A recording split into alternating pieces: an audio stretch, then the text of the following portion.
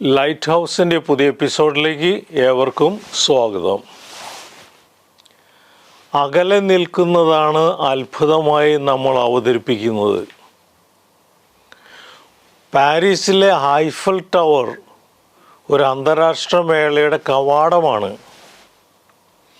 Eiffel tower ഉണ്ടാക്കിയ സമയത്ത് അത്ഭുതമായിട്ട് ആരും കണ്ടില്ല. പക്ഷേ ലോകത്തിൻ്റെ നാനാഭാഗത്തു നിന്നും സന്ദർശകർ എത്തിത്തുടങ്ങിയപ്പോൾ അത് അത്ഭുതമായി മാറി.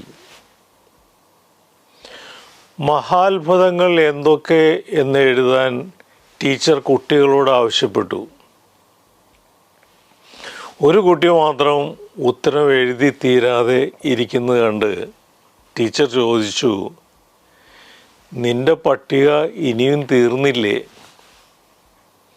അവൻ പറഞ്ഞു, ഞാൻ എഴുതിയിട്ട് തീരുന്നില്ല. ടീച്ചർ അടുത്ത് ചെന്ന് നോക്കുമ്പോഴും അവൻ എഴുതിക്കൊണ്ടിരിക്കുകയാണ്. ലോകാത്ഭുതങ്ങൾ ഇവയൊക്കെയാണ്: കാണാനും കേൾക്കാനും സ്പർശിക്കാനും രുചിക്കാനും ചിരിക്കാനും സ്നേഹിക്കാനും ചിന്തിക്കാനും ഒക്കെയുള്ള കഴിവുകൾ. മനുഷ്യൻ നിർമ്മിതമായതിനേക്കാൾ വലിയ അത്ഭുതമാണ് മനുഷ്യൻ.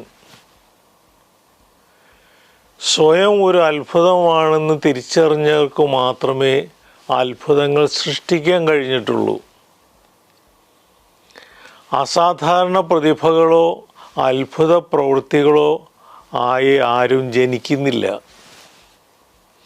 മറ്റുള്ളവരെല്ലാം സ്വാഭാവികമെന്നും സാധാരണമെന്നും എഴുതി തള്ളിയ സവിശേഷതകളെ സ്വയം കണ്ടെത്തി പരിപോഷിപ്പിച്ചവരാണ് പിന്നീട് അത്ഭുതങ്ങളായി ആരാധിക്കപ്പെട്ടത്. വളരെ സാധാരണക്കാരായവരുടെ അസാധാരണമായ കാഴ്ചപ്പാടുകൊണ്ടും കഷ്ടപ്പാടുകൊണ്ടുമാണ് അസാധാരണമായ പലതും സംഭവിച്ചത്. എന്നും വ്യാപരിക്കുന്ന ഇടങ്ങളിലെ അത്ഭുതങ്ങൾ തിരിച്ചറിയാൻ കഴിയാത്തവരാണ് മറ്റെവിടെയോ ഉള്ള അത്ഭുതങ്ങൾ തേടി നടക്കുന്നത്. നിൽക്കുന്ന സ്ഥലത്ത് ആയിരിക്കുന്ന അവസ്ഥയിൽ പ്രകടിപ്പിക്കുന്ന അസാധാരണത്വമാണ് അത്ഭുതം. ബീഥോവനും ഹെലൻ കെല്ലറും അത്ഭുതമാകുന്നത് അങ്ങനെയാണ്. മനുഷ്യനെ മനുഷ്യനാക്കാനും ഒരുമിച്ച് നിർത്താനും കഴിയുന്ന വികാരങ്ങളെയും പ്രവൃത്തികളെയും വലിയ എന്തത്ഭുതമാണ് ലോകത്തിലുള്ളത്. മനസ്സിൽ നന്മയും വിശുദ്ധിയുമുള്ളവരുടെ ശേഷികൾ അത്ഭുതങ്ങളായി രൂപാന്തരം പ്രാപിക്കും. മ്ലേച്ഛതയും അശുദ്ധിയും സൂക്ഷിക്കുന്നവർ അപമാനം വരുത്തി വയ്ക്കും.